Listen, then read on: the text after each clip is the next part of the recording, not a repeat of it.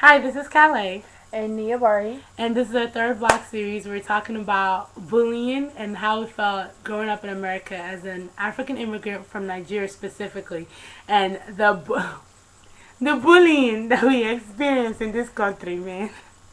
A lot of them. A lot. I think coming to this country and not knowing, like about the name brand and Nikes and Air Force One, we definitely got attacked because we didn't know it. And I think one of them was when I was in, I think was I in middle school or high school?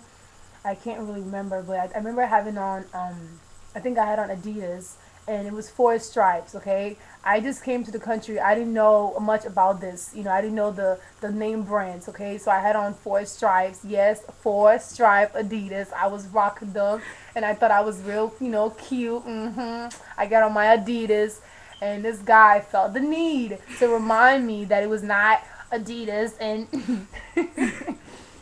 that it was a fake brand, and I'm like, yeah, so I'm like, okay, well, it's probably just him, who cares? So then, like, the next day I come in again with my four stripe Adidas, and this one, he felt the need to just point underneath the table and said, huh, with their black American accent, they're four stripe Adidas. I'm thinking to myself, I say, God, what is wrong with this speaking now? I'm like, give me borrow Niabari, leave me alone now, in my mind. What have I done? Calling me out in front of the whole class. But of course, I'm still sitting there with a pretty smile, acting as if I didn't even know what he was saying. But wow, I was dying deep down inside. And I came home like, Mommy, I need a new pair of shoes. She's like, hey, what's wrong with this shoe? I said, Black Americans are making fun of me with my four stripe. I did. They say it's four stripe. I need three stripes. She said, I bet, come on, dear. Yeah, what does that mean? Go back to school and go and open your book and learn and forget about what the Black Americans are saying. That's what my mom told me. But of course, our parents have no idea. They have no idea, and like, don't even worry about what they're saying. But yeah, I needed some three stripe because that boy kept picking on me for forever for having on four stripes. That was another experience. When I remember one, I'll get back to you guys. Yeah. What was yours, Kalé? Man, I know. Well, first and foremost, when we first came to this country, we didn't know how things kind of worked in America. So my mom, just like a lot of the churches donated clothes to us. Like they donated clothes to immigrants, like new immigrants in America. And I basically was wearing high waters. I've always been tall. I'm 5'10", so I'm like a 5'5" tall, 10-year-old. So I'm pretty tall for my height, and I was wearing these high waters. And I remember I used to wear the same kind of jeans like 2 or 3 times a week when I was younger. And this girl was like, didn't you wear those jeans on Monday? And I was like, of course I lied. I said, oh. I said, well, no, I just have 2 or 3 pairs. And in my head, I said, Jay, what kind of abomination is this? Why wouldn't this one leave me alone? And, it was the getting bullied, getting called African booty scratcher. Because when I first came here, I had a really strong Nigerian, authentic Ijebu accent, And, of course, I got made fun of, like, what you saying? Oh, they say, teacher, Miss Olive, I can't understand her. Can you speak English? And in my head, I used to come home and cry. My mom used to say, leave those people alone. They don't love themselves. And I've talked about this experience with a lot of Nigerians, with a lot of Africans, with a lot of, specifically, I want to speak of the African race that come to this country. And they do say, like, when they first came here, they were bullied a lot. And they were bullied a lot, unfortunately, by African Americans. And, growing up, when I first came here, I was made fun of a lot. And I used to ask my mom, like, Mommy, like, why don't these people like me? Like, are we not the same color? And unfortunately, because of the negative Nigerian stereotypes that Africans have about blacks, my mom would say something, leave those Black Americans alone. They are lazy. Just leave them alone. Mind your business. They don't love themselves. And it just became this clash where I grew up, unfortunately, having this kind of distrust of African American people in America, because unfortunately they were the people that bullied me a lot. They're the people that took me home crying. And Nigerian parents are not the most sensitive. The most sensitive parents when you come home crying, right? How your mom react when you come home? After being bullied and you crying. Ah, you are crying. Come on, go downstairs, go and wash the dishes. You must not have anything to do with sitting here and crying about black Americans. I think that was yeah, go wash dishes. Go wash the dishes, go study. You're sitting here crying. What are you crying for?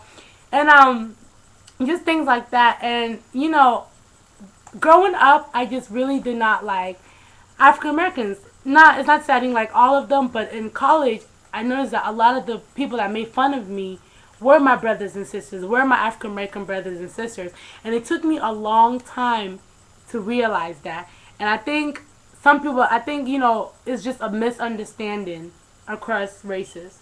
And it took me a while to notice that, when we were back home in Nigeria, a lot of the videos we saw about black Americans in America where, they were thugs, they were drug dealers. They were portrayed as, uneducated drug dealers, thieves, and crooks.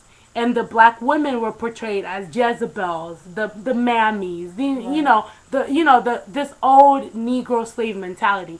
And what African Americans were seeing when they put on BET in the morning or on Sunday morning was, the starving kids. The starving kids with the flies. And and things like that. And so they kind of looked at us like, that's what we were about. We were, dying back at home. We were poor, living in poverty, and that's not the case in everywhere. Same here too. You have the ghettos, then you have the suburbs. Yep. And so I just wanted to just look at that, and then you have to look at who is portraying these images. The media, and I think that was something to blame for a lot of us being made fun of, or a lot of the misunderstanding across the black and the African culture was that, the media is portraying African Americans as lazy, thugs, drug dealers, underachievers. And while they're portraying the Africans, as poor, and, naked, barbaric, uneducated. We need to be saved. And really, the history of Africa is like, while Europe was in its dark ages, places like Timbuktu, places like Egypt, the Kemet people were flourishing. But that's not something they show. They don't show things like that. And I want to encourage you guys to listen to this song by Nas and Damian Marley called Sabali, Patience. Shout out to OC. He hooked us up. He introduced us to that song. In Chicago. And just listen to that song, and it's going to tell you, just kind of disparities in the media. And, bullying is a serious thing. It really is. I mean, it really messes you up mentally, because it took me a long time to start loving myself and appreciating myself because of what the African Americans did to me when I first came to this country. They made me feel like I was dirt and I was nothing because I was from Africa. So, it's really the media that, that puts us against each other. And also this stereotype that all Africans are dark-skinned. Look at us. You know what I'm saying? We're both Africans, okay? Nia is a smooth caramel. I'm that sexy chocolate. We're both Nigerians. We look different, but we're beautiful in our own way. When I came to this country, a lot of people feel like, and I want to disperse some of those stereotypes. And I remember one time, telling a guy that I was Nigerian. He said, "What? If they got more Nigerians like that over there, I need to visit Nigeria." Right. And and I'm like, excuse me, what do you mean? It's like, you fair and you beautiful and you light skin. I'm like, so are you projecting that, the rest of us out there are dark and ugly because we come in all shapes and sizes. So, and it's, all of us aren't like that. So, it's what they see on TV. Yep. And it's these negative stereotypes. Or, I had a guy that when I was in high school, I was like, I'm African. And they were like, oh, you got AIDS, you African, because Africans got AIDS. These are mass over-perpetuated stereotypes that are just generalized, overgeneralized, and passed back and forth to the community. And we just want to disperse some of that stereotype. One, not all Africans have AIDS. I mean, this is common stuff, though. This is common shit. So we want to disperse some of that ignorance. Not all Africans got HIV.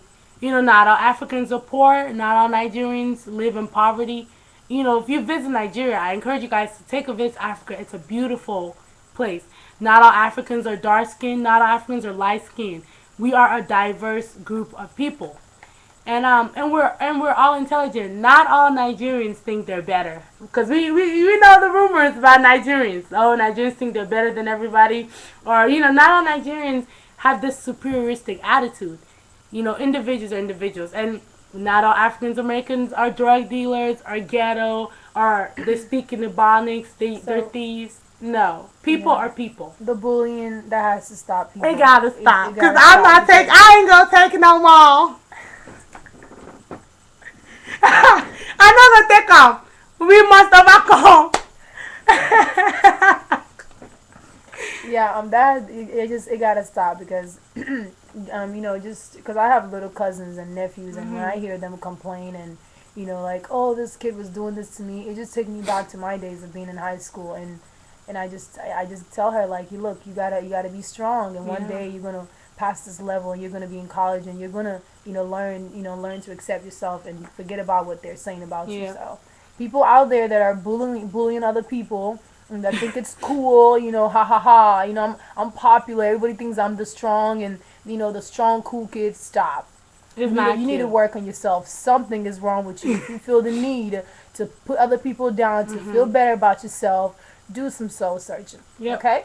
And as always, if you disagree, and this is not to say every black person bullied me. No, I don't think so. I have really close friends that are, African American. I was bullied by everyone, but unfortunately, the majority of people that bullied me were African American kids. And as kids, you learn from your parents. It's an ignorance factor.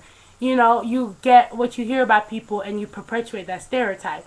Or, I was made fun of because of my accent. When we don't understand stuff, we use humor as a way to dispel the fear about something new and different. And I just wanted to touch on that a little bit and talk about the effects it had on us, and the distrust that a lot of Africans have against blacks, and a lot of blacks have against Africans.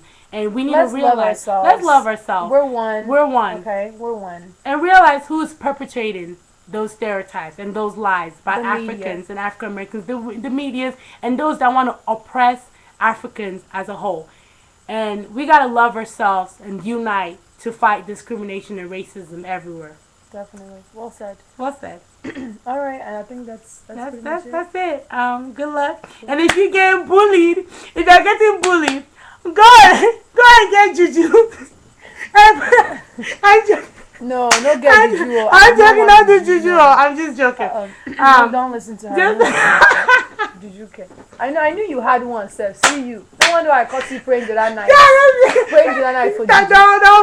Don't listen to her. Just stay strong. For all those getting bullied out there, regardless of your race, just stay strong and seek to find understanding. Yeah. All right. Bye, guys. Bye.